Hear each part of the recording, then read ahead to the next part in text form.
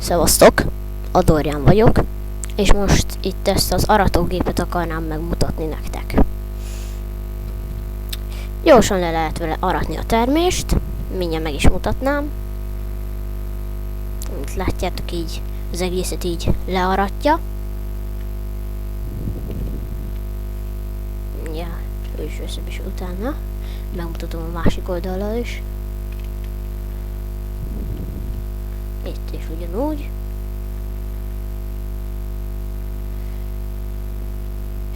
És hogy hogyan lehet ezt megcsinálni, mindjárt meg is mutatom nektek. Most egy ilyen kisebbet csinálok. Így. Először is meg kell csinálni egy ilyet.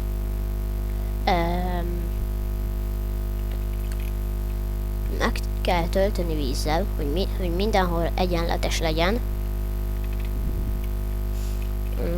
Ide még hozzá kell kapcsolni 3-at.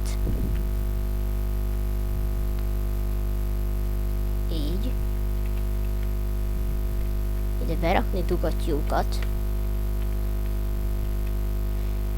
És itt nem redstone-nal kell, hanem ilyen vörös kőjel ismétlővel berakni az összeset. Így. És itt ezeket itt bevezetni. Redstone-nal. Itt ezt itt fölkapálni. Lerakni búzát, vagy vetőmagot. Lerakni mondjuk ide egy gombot. És megcsinálom ezt a másik oldallal is.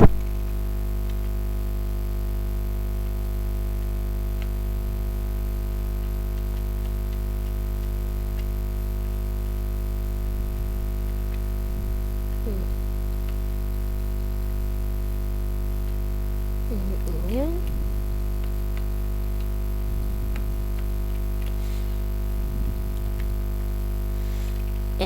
Ide még egy sor kell, mint látom. Így berakni. Ugyanígy itt végigvezetni redstone-nal, ugyanúgy, mint a másik oldallal. Lerakni ide gombot, vagy kart, vagy bármit. És így kell kinéznie. És amikor megnyomod a gombot, akkor itt ezt learatja, és simán.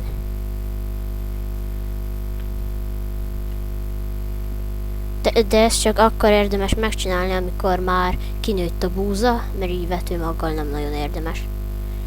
Vagy cukornáddal, csak akkor egy blokkal följebb kell így.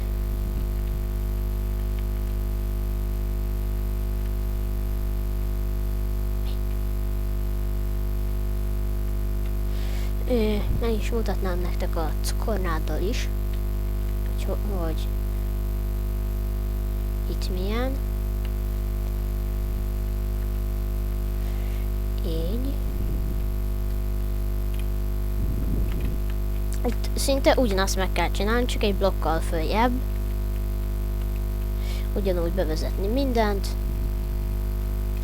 Berakni ide gombot, vagy bármit. És ilyen meg is mutatom. Azért mondtam, hogy a második blokkra, mert hogyha az első üti le, akkor mindig kell vele szórakozni, hogy újra visszarakni, de így viszont nem kell.